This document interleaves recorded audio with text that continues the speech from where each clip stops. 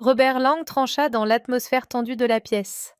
Soit tu joues en équipe, soit tu dégages, déclara-t-il d'une voix tranchante. Il fit glisser les documents de licenciement sur la table en chêne poli, arborant un sourire professionnel qui ne parvenait pas à illuminer ses yeux. C'est à toi de jouer, Elena. Je fixai le document portant mon nom, Elena Morales, comptable senior chez Fairview Holdings, et ressentis une étrange sérénité m'envahir. Après 6 années de service dévoué, de nombreuses nuits blanches, voilà comment tout cela s'est terminé. Devoir opter entre préserver mon intégrité et assurer ma subsistance. Je refusai catégoriquement de falsifier les états financiers pour l'audit, ma voix se voulant plus assurée que je ne l'aurais cru, ni pour toi, ni pour quiconque. Le sourire de Robert s'effaça, laissant place à un regard froid et calculateur. Alors, je pense que nous avons terminé ici. Sans un mot de plus, j'ai apposé ma signature sur les documents de résiliation. Pas de débat, pas de supplication, pas d'explosions émotionnelles.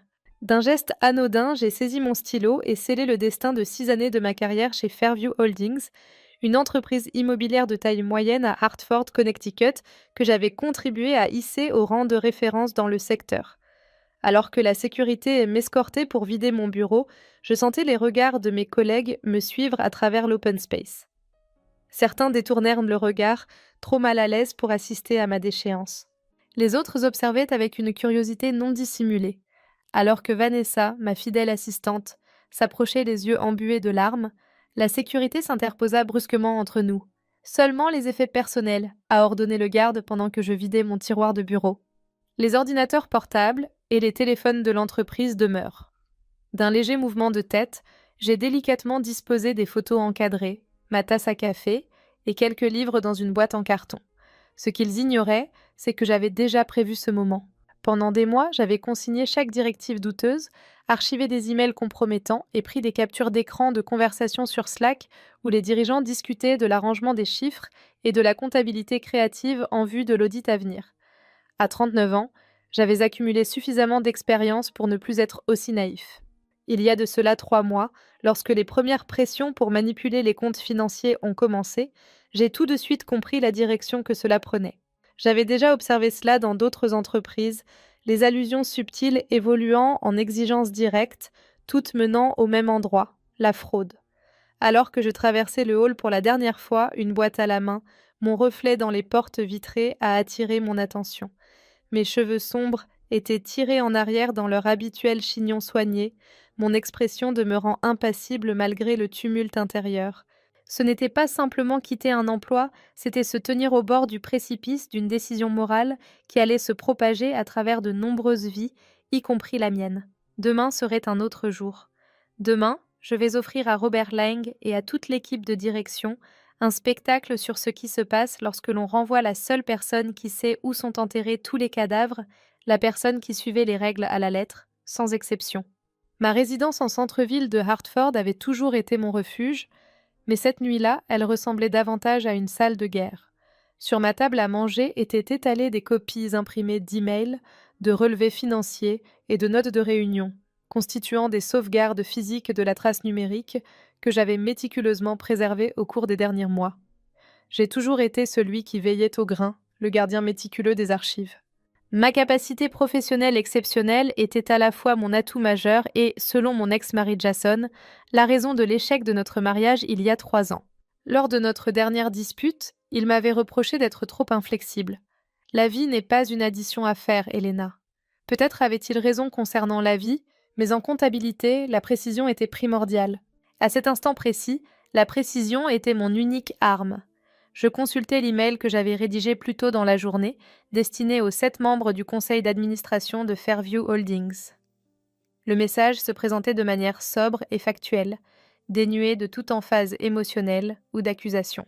Rien que la vérité, exposée sans phare en noir sur blanc, avec des dizaines de pièces jointes prouvant une représentation financière systématique mensongère, orchestrée par le directeur financier Robert Lang et soutenue par le directeur général Thomas Wilson. Hésitant, mon doigt planait au-dessus du bouton d'envoi tandis que le doute s'insinuait en moi. Étais-je réellement prêt à affronter les conséquences ? Dès que j'aurais appuyé sur envoyer, il n'y aurait plus de retour en arrière possible. Je serais étiquetée comme un lanceur d'alerte, admiré par certains, détesté par d'autres.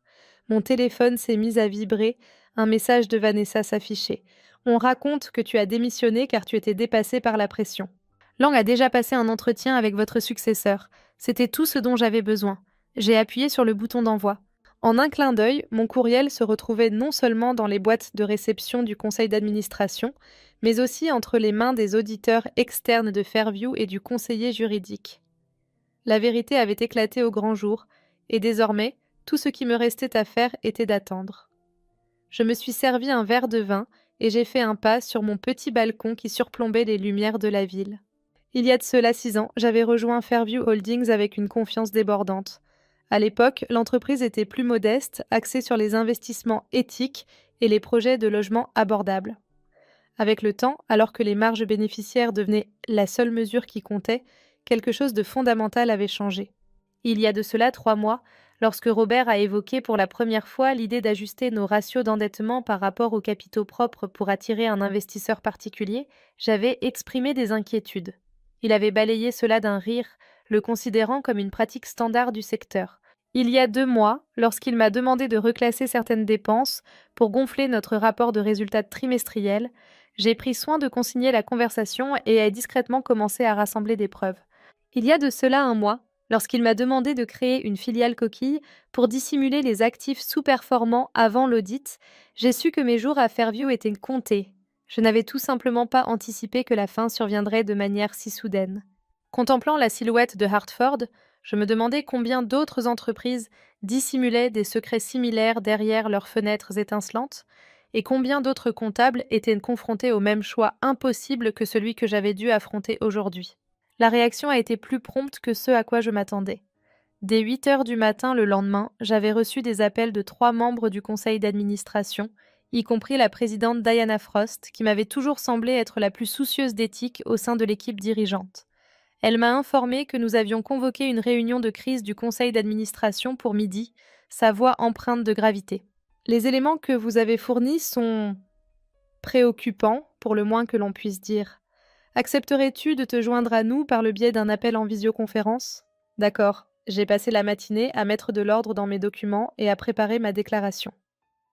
Au moment pile de midi, je me suis branchée sur l'appel. Madame, vos documents ont été passés au crible par le comité, les leçons de vie. Diana se lança une fois les présentations terminées. Nous avons également échangé avec notre conseiller juridique concernant les prochaines démarches.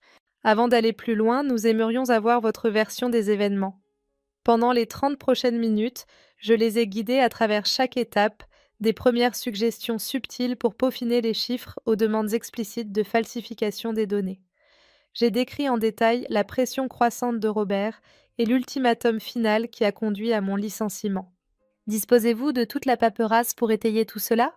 Grégory Patel, membre du conseil d'administration, interrogea d'un air sceptique. J'ai confirmé que chaque situation est consignée avec des emails, des notes de réunion ou des conversations enregistrées en respectant les lois du consentement d'une seule partie du Connecticut. Cela fait 17 ans que je jongle avec les chiffres, monsieur. Patel, ce nom qui résonne comme une mélodie exotique dans le tumulte de la ville. Je saisis toute la valeur que revêtent les preuves. Le silence qui s'ensuivit me révéla tout. J'ai su les convaincre. Mais surtout, ils savaient que je les avais acculés. S'ils décidaient d'ignorer ces informations, ils se rendraient complices. Votre franchise est aussi rafraîchissante qu'une brise d'été, madame. Diana lâcha enfin un soupir, Morales. Veuillez garder votre téléphone à portée de main. Notre équipe juridique prendra contact avec vous prochainement. Après 3 longues heures d'attente, une notification par email m'informa de la réception d'un communiqué de presse urgent de la part de Fairview Holdings. Le communiqué a annoncé la suspension immédiate de Robert Lang et du PDG Thomas Wilson, dans l'attente d'une enquête indépendante complète sur des allégations d'irrégularité financière présumées. La société avait également fait une déclaration d'elle-même à la Securities and Exchange Commission et se montrerait entièrement coopérative face à toute enquête réglementaire. À peine avais-je posé mon téléphone que déjà il se mit à sonner. C'était Vanessa qui se tenait là, telle une énigme à déchiffrer. Elle chuchota que le bureau était en pleine effervescence. Lang et Wilson viennent de recevoir une visite guidée de sécurité pour les accompagner hors du bâtiment. Il se murmure que les autorités pourraient s'en mêler. « Helena, qu'as-tu donc fait là ?» J'ai dévoilé la vérité tout simplement. Ce soir-là, j'ai reçu un courriel officiel de Diana Frost me demandant une rencontre en personne le lendemain.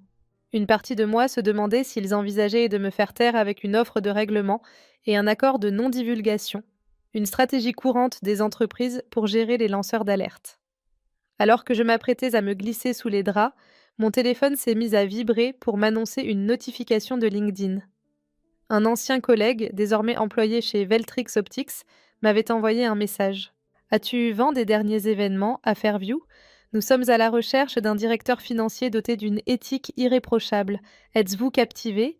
Les mots ont fait naître une cascade émotive dans mes yeux. Des larmes mêlant soulagement, reconnaissance, et peut-être une pointe de fierté. J'avais misé ma carrière sur la conviction que l'intégrité serait finalement appréciée. Maintenant, il semblait que les premières preuves commençaient à émerger pour étayer cette croyance. Pourtant, tandis que je m'abandonnais au sommeil, je sentais que cette histoire était loin d'être terminée. Les véritables répercussions ne faisaient que commencer, et le matin apporterait de nouvelles batailles à affronter. Le lendemain matin, l'action de Fairview Holdings avait chuté d'environ 15% au moment où je suis arrivée pour ma réunion avec Diana Frost. Dans le hall d'entrée du siège de l'entreprise, habituellement animé d'une activité frénétique, régnait un silence étrange, seulement perturbé par quelques journalistes qui traînaient dehors, espérant attraper un initié pour un commentaire. La sécurité m'a conduit directement au dernier étage, celui-là même d'où j'avais été escortée avec déshonneur seulement 2 jours auparavant. Je n'ai pas manqué de remarquer l'ironie de la situation. Dans la salle de réunion, Diana patientait aux côtés de 2 personnes qu'elle présenta comme Terence Walker du service juridique de l'entreprise et Joséphine Alvarez, une avocate d'un cabinet externe spécialisé dans la conformité des entreprises. « Merci d'être venue, Elena », commença Diana. « Nous avons lancé une enquête indépendante à grande échelle. Cependant, le Conseil a jugé essentiel d'obtenir votre point de vue sur l'ampleur potentielle de ces problèmes. » Avant de commencer, Joséphine s'interrompit pour préciser que Madame Morales est venue de son plein gré et devrait être considérée comme un lanceur d'alerte protégé par la loi fédérale et non comme une partie hostile.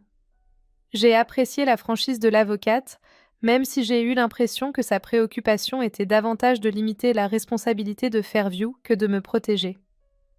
Bien sûr, Diana acquiesça avec une aisance déconcertante.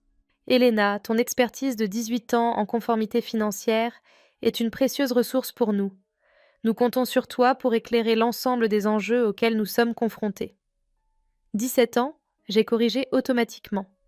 Dans mon univers, chaque détail, aussi minuscule soit-il, revêtait une importance cruciale. Pendant 1 heure, je les ai guidées à travers l'évolution des irrégularités comptables, montrant comment elles avaient commencé modestement pour devenir de plus en plus audacieuses à mesure que les pressions financières externes pesaient sur l'entreprise.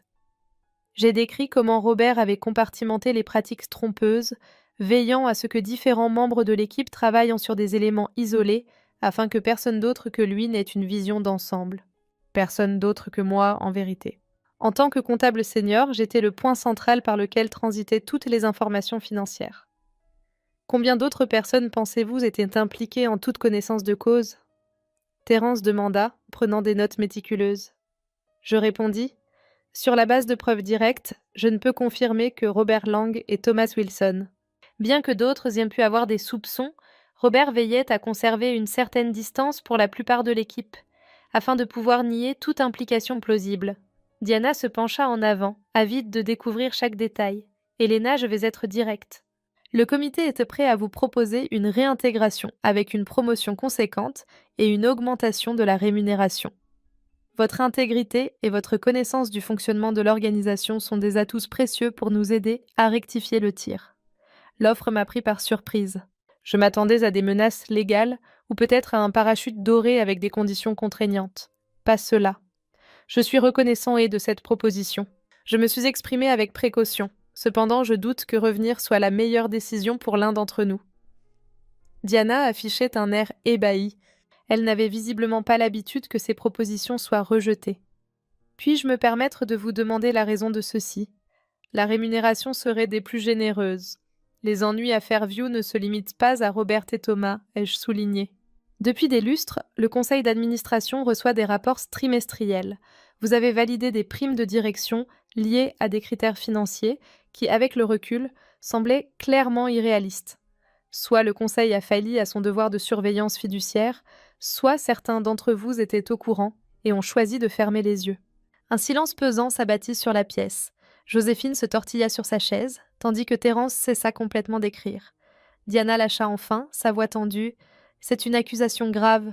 En tant qu'expert dans le domaine des données financières, je fis cette observation. C'est la raison pour laquelle je pense que ma crédibilité en tant que lanceur d'alerte serait compromise si je revenais sur la liste de paye de Fairview. » Alors que la réunion se terminait sans résolution, un signal sur mon téléphone attira mon attention. Une convocation de la Commission des valeurs mobilières et d'échange pour une entrevue. L'enquête fédérale était désormais lancée officiellement et je venais tout juste de refuser l'offre de l'entreprise de me réintégrer.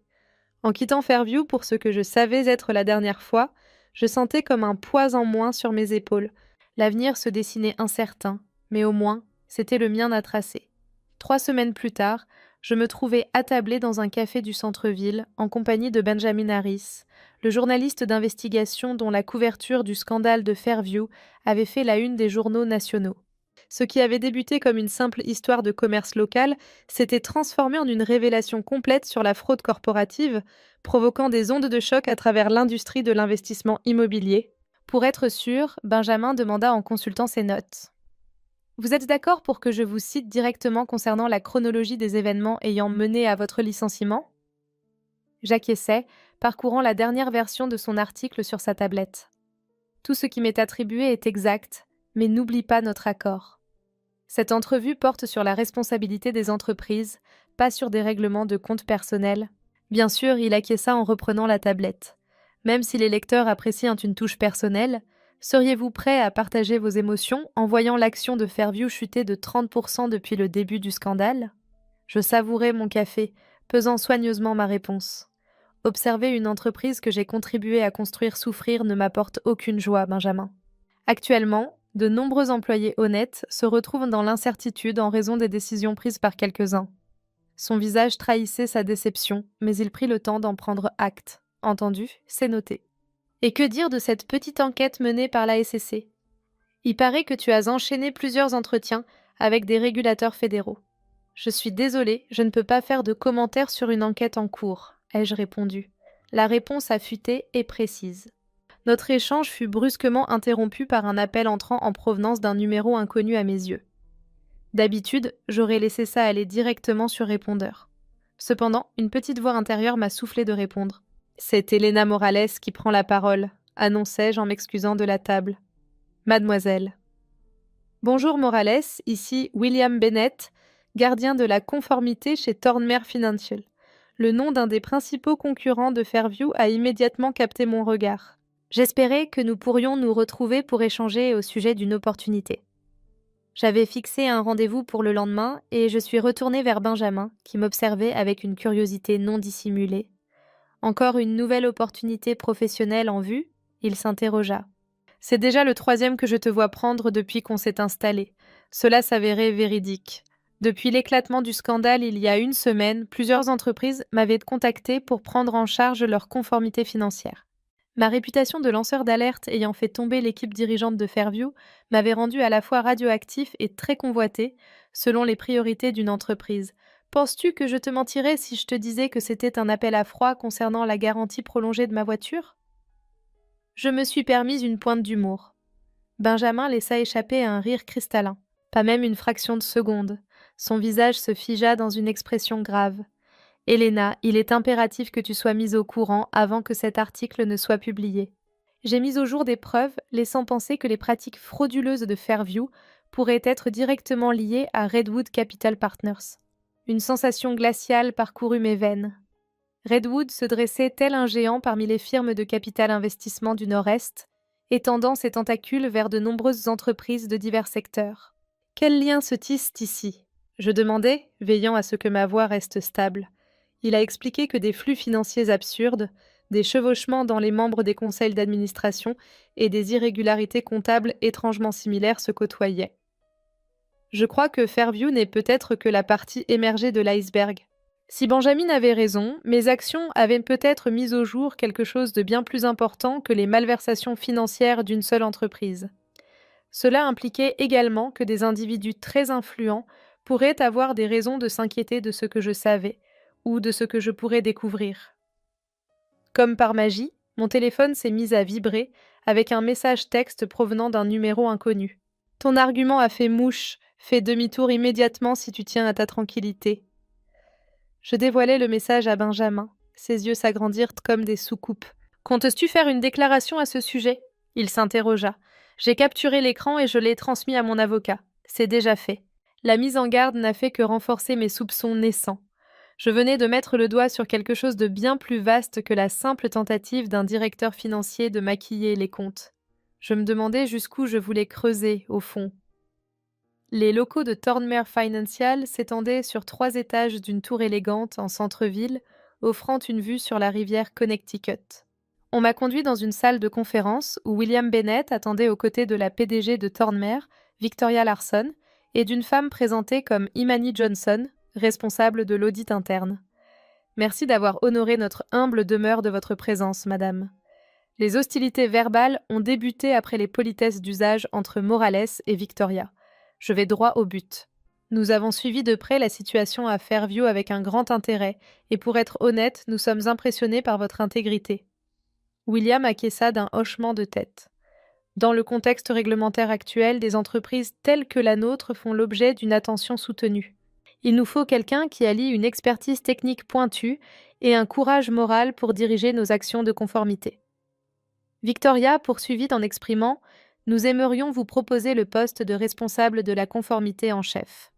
Le poste sera directement rattaché à moi, avec un accès complet au conseil d'administration et un budget conséquent pour le personnel de votre département que vous pourrez gérer à votre guise. » L'offre est tombée du ciel, tel un cadeau inattendu. Ce n'était pas simplement un emploi, mais un poste de direction avec beaucoup plus d'autorité et de rémunération que je n'avais jamais eu chez Fairview. Avec précaution, je répondis « C'est d'une grande générosité. Puis-je savoir ce qui a motivé une offre si généreuse envers une personne que vous venez à peine de rencontrer ?»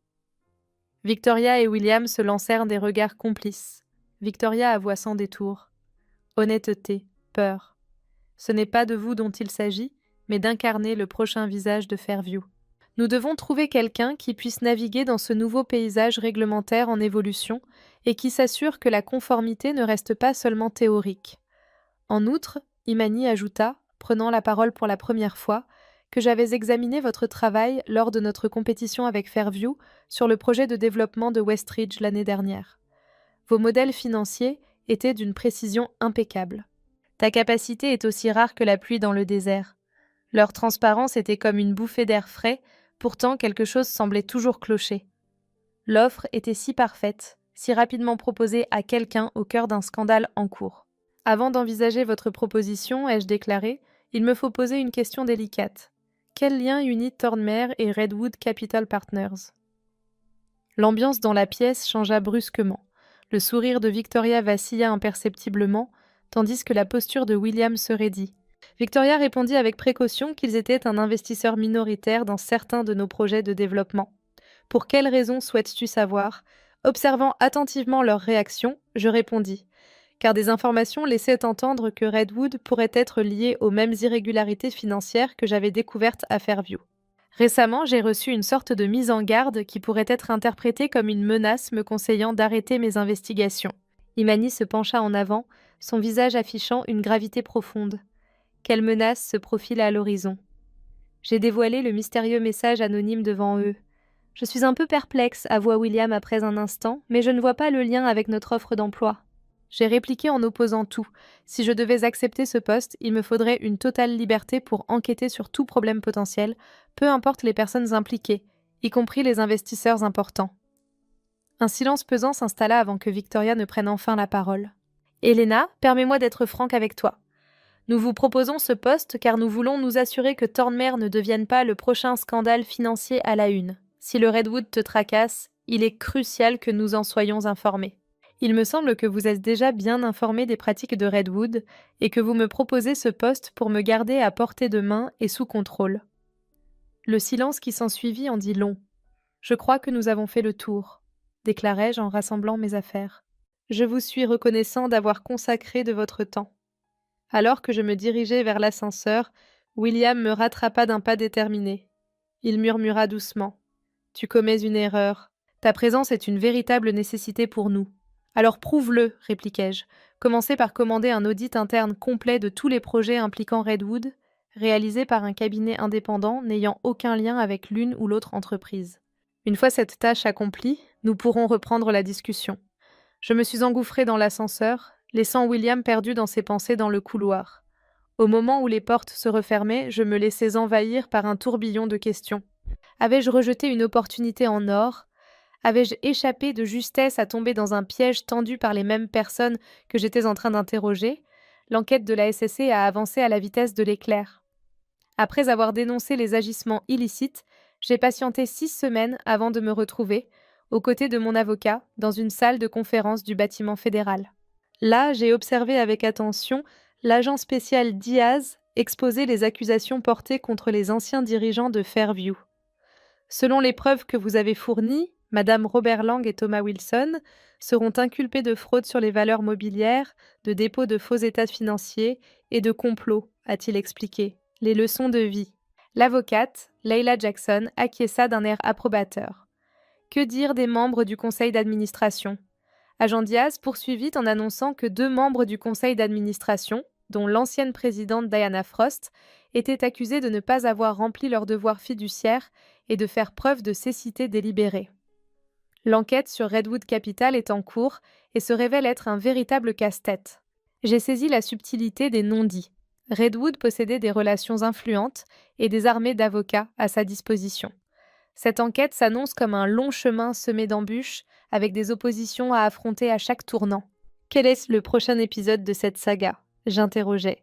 Leila expliqua qu'il était temps de se préparer pour les dépositions et les témoignages éventuels lors du procès, tout en réfléchissant à ce que vous souhaitez accomplir professionnellement dans vos prochaines démarches. Cette question me pesait comme un fardeau. J'avais reçu de nombreuses offres d'emploi, mais après l'expérience à Thornmer, j'étais méfiant à l'idée de me retrouver dans une autre situation potentiellement compromise. L'agent Diaz fit glisser un carton d'invitation sur la table.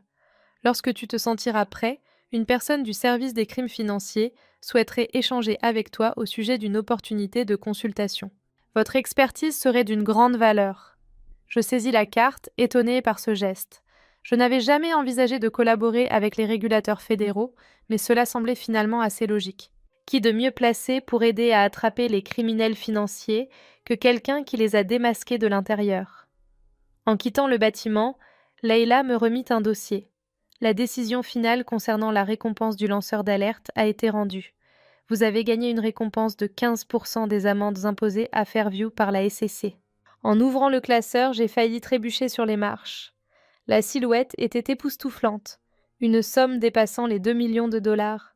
C'est plutôt conséquent, j'ai réussi. Un sourire illumina le visage de Leila. C'est le prix à payer lorsque vous dévoilez une supercherie valant des centaines de millions. Bravo Elena, tu as réussi, tu as pris la bonne décision, et pour une fois, cela a porté ses fruits. Pour la première fois depuis le début de cette épreuve, j'ai enfin laissé place à un sentiment proche de la satisfaction. 1 an plus tard, je me tenais au pupitre d'une conférence sur l'éthique en entreprise, observant la salle remplie de professionnels de la finance, de régulateurs et d'officiers de conformité.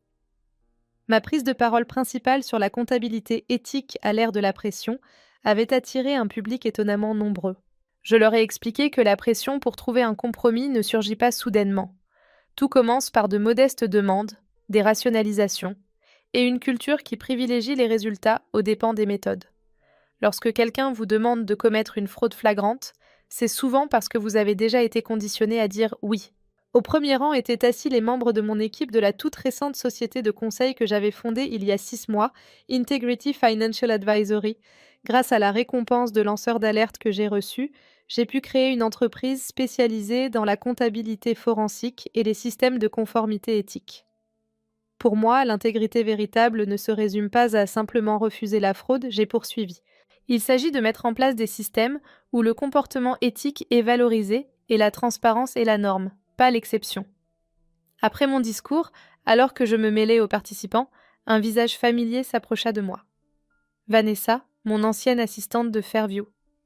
Waouh, c'était incroyable, s'exclama-t-elle en me serrant dans ses bras, même si je dois avouer que mon jugement est un peu partial puisque je travaille pour l'orateur. Un sourire s'épanouit sur mon visage. Engager Vanessa en tant que directrice des opérations de mon entreprise avait été l'une de mes premières décisions. Sa loyauté lors du scandale de Fairview avait prouvé son caractère sans l'ombre d'un doute. Comment se porte l'arrivée des nouveaux clients ? J'interrogeai, elle répondit. Nous venons tout juste de conclure un partenariat avec Oakwin Technologies. Cela fait un total de 14 clients en l'espace de 6 mois. Il va nous falloir davantage de personnel. Je lui ai assuré que nous les retrouverons. Ceux qui privilégient l'intégrité à la facilité sont les bonnes personnes. Pendant notre discussion, j'ai remarqué que le nom de Robert Lang était en tendance sur les alertes d'actualité de mon téléphone. Le titre était bref et percutant. Un ancien directeur financier de Fairview condamné à 8 ans de prison pour fraude en matière de valeurs mobilières. Je n'ai ressenti aucune joie à sa chute, juste une confirmation tranquille que parfois le système fonctionnait comme il se devait. La justice, telle une comptabilité rigoureuse, avait enfin équilibré ses comptes. Ma vengeance n'avait pas pour but de détruire des carrières ou de chercher une rétribution personnelle. Il s'agissait de vérité, démontrant que dans le monde de la finance, tout comme dans la vie, l'intégrité, c'est la seule monnaie qui ne perd jamais de sa valeur. Après le scandale, non seulement j'ai reconstruit ma carrière, mais je l'ai également métamorphosée en quelque chose de plus profondément significatif. Pendant que Fairview peinait à se remettre sous une nouvelle direction, j'aidais d'autres entreprises à éviter des destins similaires. Parfois, la meilleure revanche n'est pas de détruire ses ennemis, mais de construire quelque chose de meilleur à partir des cendres de ceux qu'ils vous ont pris.